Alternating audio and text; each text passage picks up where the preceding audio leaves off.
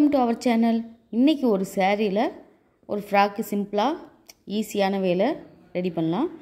இது பார்த்திங்கன்னா முன்னாடி வந்து ஆஃப் சாரீ மாடல், பாதி வந்து பிங்க் கலரையும் பாதி பிளாக் கலர்லேயும் இருந்தது. சேரீயில் இருக்க பார்டர் ஃபுல்லாக பிரித்து எடுத்துட்டேன். அதில் சின்னதாக இருக்க பார்டர் ஃபுல்லாக இப்படி கொஞ்சம் கொஞ்சமாக கட் பண்ணி நெக்கு டிசைனுக்கு ஜாயின் பண்ணிட்டேன். ஜாயின் பண்ணி லைனிங் கிளாத்தில் வச்சு ஒரு லைன் தைச்சிட்டு எக்ஸ்ட்ராஸை மட்டும் ரிமூவ் பண்ணிடலாம். கட் பண்ணி நம்ம அந்த லைனிங் கிளாத் நெக்கில் வச்சுட்டு இப்போ நார்மலாக பிளாக் கலர் மெட்டீரியலில் வச்சு தைக்கும்போது ரொம்பவும் ஈஸியாக இருக்கும்.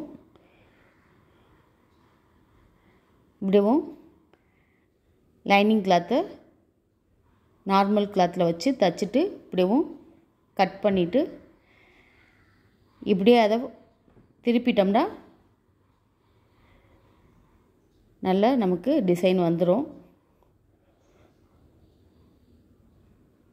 நம்ம நார்மல் கிளாத்தில் வச்சு டிசைன் வைக்கிறத விட அந்த லைனிங் கிளாத்தில் வச்சு அட்டாச் பண்ணுறது ரொம்பவும் ஈஸி வேவாக இருக்கும்.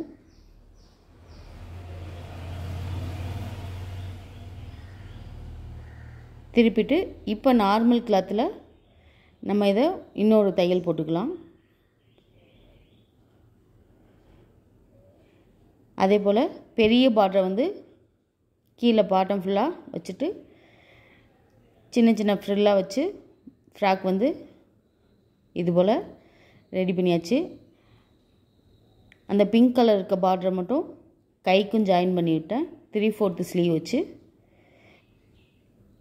கொஞ்சம் பெரிய ஃப்ராக்னால அவ்வளோவா வீடியோ ஃபுல்லாக கவர் ஆகிற அளவுக்கு எடுத்துட்டேன்.